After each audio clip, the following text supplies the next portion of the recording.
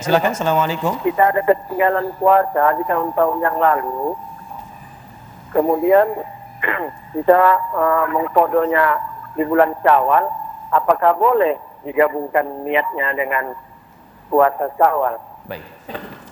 Ya, kita tangkap maknanya, jika ada kewajiban puasa yang sifatnya mesti mengganti qadha dari puasa Ramadan yang belum ditunaikan dengan sempurna, seperti perempuan yang datang masa haidnya saat Ramadan, kemudian telah tuntas masa Ramadannya, masuk ke Syawal, dihadapkan pada situasi antara memilih dia mengerjakan puasa sunnahnya atau mendahulukan qadhanya. Mana yang harus didahulukan di sini? Baik, antum mau jawab silahkan, saya pulang. Coba lihat dulu. Kita bukan main tebak-tebakan di sini ya. Kita harus kembalikan ke dalil dulu. Baik. Lihat sini, di sini ulama terbagi dua pendapat. Pendapat pertama yang mutasyaddid, yang sangat ketat.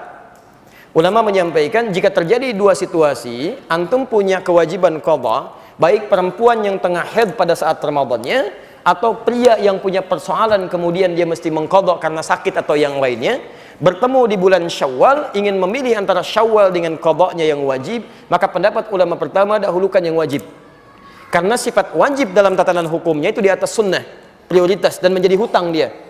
Jika dikerjakan berpahala, jika ditinggalkan berdosa dia di situ. Didahulukan kemudian qadhanya, baru kemudian selesai qadhanya dia masukkan atau teruskan dengan sunnahnya yang 6 hari di bulan Syawal itu. Jika dia mendapatinya, alhamdulillah. Jika tidak mendapatinya dengan keinginan dan niatnya, maka pahalanya dituliskan di situ. Paham sampai sini? Baik. Yang kedua, ini mutasahilin, yang agak longgar di sini. Yang agak longgar.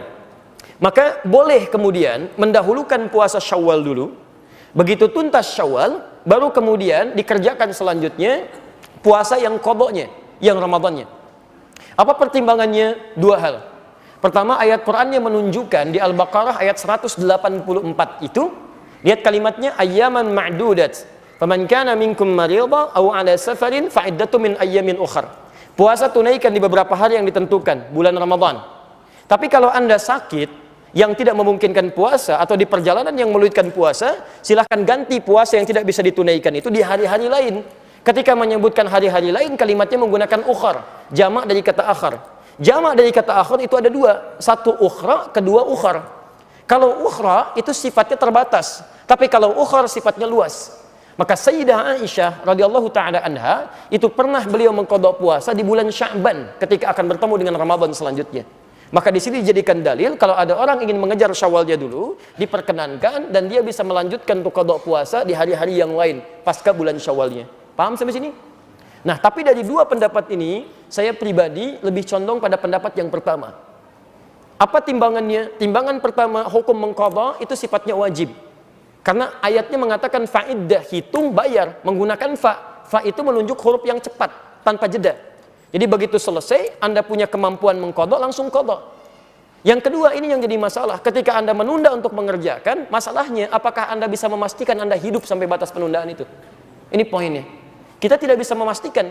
Bahkan ada orang yang ingin tobat saja ketika mau masuk ke taklim, baru mau berangkat, Pak, di tengah jalan meninggal. Itu ada di Quran surah keempat, An-Nisa ayat 100.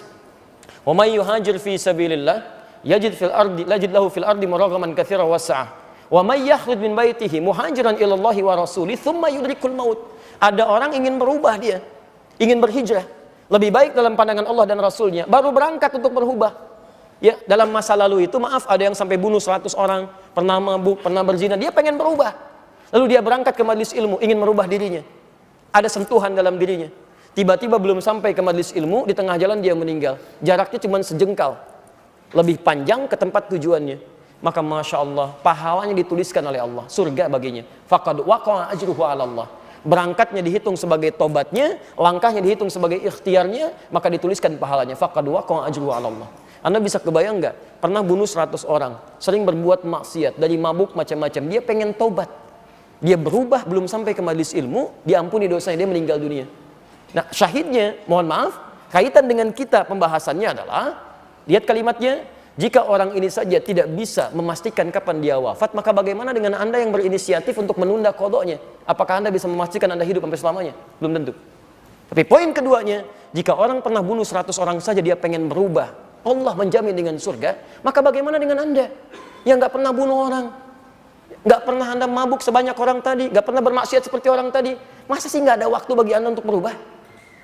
Dan Anda sudah sampai ke majelis ilmu, dia dapat surga, kenapa Anda nggak dapat?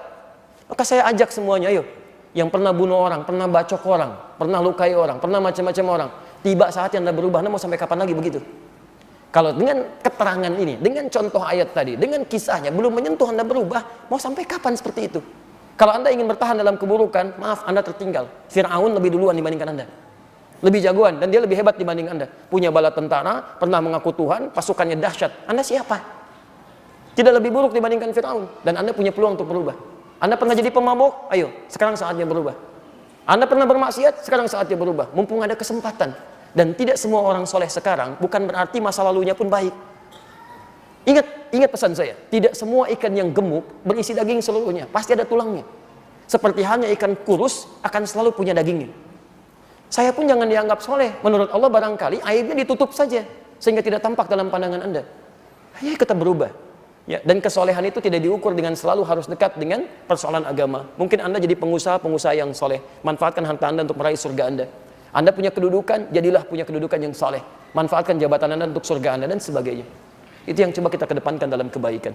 Jadi singkatnya jawaban untuk Anda, silahkan Anda bisa lakukan. Qadha itu bukan bisa tapi harus, bukan boleh tapi harus. Jadi begitu masuk Syawal, saran saya bayar dulu qadha Anda. Setelah selesai baru kemudian Anda kerjakan bagian dari puasa Syawalnya, jika itu memang masih ada kesempatan untuk menunaikannya. Jika tidak, maka niatkan sebagaimana Anda puasa, mohonkan kepada Allah, ya Allah, saya menginginkan untuk menunaikan puasa Syawal dan saya punya kewajiban untuk qadha. Mohon berikan kemuliaan ya Allah seperti Engkau berikan kemuliaan kepada orang-orang yang telah mengerjakannya.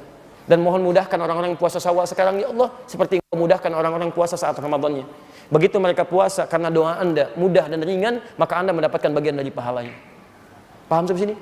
Jadi coba cari peluang pahala. Walaupun Anda tidak mengerjakannya, tapi Anda mencoba menitipkan bagian kebaikannya. Ibu sedang haid, tidak bisa puasa Syawal, tapi kan tidak menghambat ibu untuk mendoakan pada akhwat yang sedang puasa, supaya mereka mudah puasanya, supaya mereka diringankan beramal soleh. Begitu mereka ringan amal soleh karena doa Anda dapat bagian pahalanya. Dan itu yang tidak ketahuan, mungkin itu yang meringankan kita di akhirat nanti dari kesalahan kita, dan memberikan beban berat kita ketika ditimbang di mizan.